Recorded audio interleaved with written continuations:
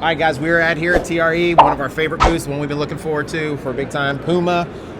This is Connor with us today. He's going to kind of run through some of the cool stuff, some running shoes, but some specific to high rocks, right? Which we absolutely. love. So tell us about it, Connor. Yeah, cool. Thanks for joining. Yeah, I'm Connor, product manager for mostly for road running shoes, race day, anything from marathon, everyday training. So kind of excited to walk you through the line. All right, awesome. Yeah, Let's start with this. And what is this? This kind of is give me a little Forever Run. Okay.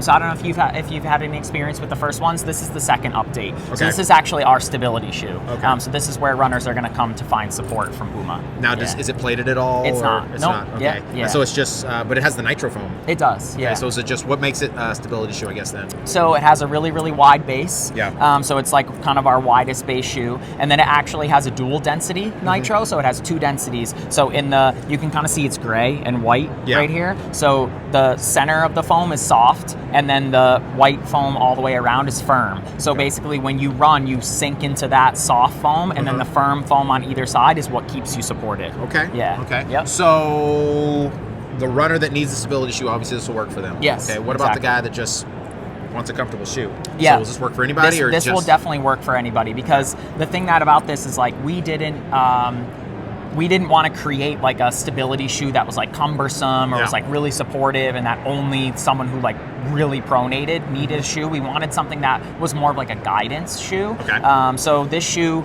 actually doesn't like really control your pronation. What it does is slow it down. So we were actually looking at what we call pronation velocity. So we tested a bunch of runners on the treadmill to see like how fast they were pronating, and all we wanted to do was just slow it down. Okay. Yeah. Okay. Yeah. So it's not going to have that like invasive support that you get from some other stability shoes. It's still going to give you like that cushion and responsiveness. Okay. And so with this, oh wow. So I mean, for a stability shoe, that's a good weight. It's not too heavy. What's the weight on it? It's 290 grams. Okay. So daily trainer. Yep.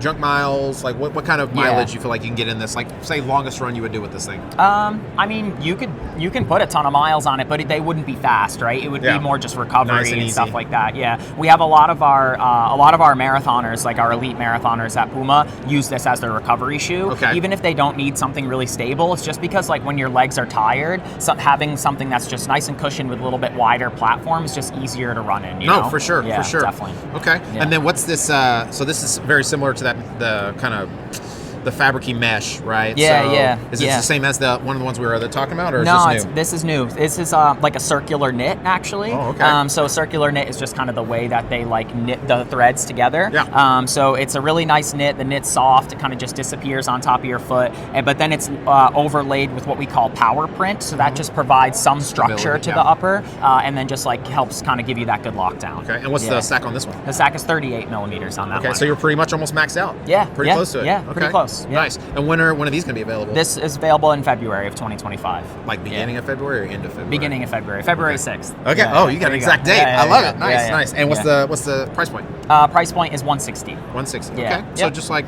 that's right in the middle of everybody else. Exactly. Nice. Yeah. Right up there with all the other premium stability shoes that you're going to see. Okay. Yeah. Nice, man. And what's the name of this again? Forever Run Nitro 2. Forever Run Nitro 2. So that's one of the questions that I've always had is, like, for me, I know the Deviate, and it's probably because of the faster up tempo, the marathon speed, stuff like that. Yeah. Some of the other lines in the running, or the other branding in the running line, I've been a little confused as far as like, what's this one for? What's this name? Like, is this really a running shoe? Is this more like lifestyle? Yeah. And so this particular line, the Forever Run, is going to be like in that more stability range, or is it just like intro runner? What would you say the Forever Run kind of branding is?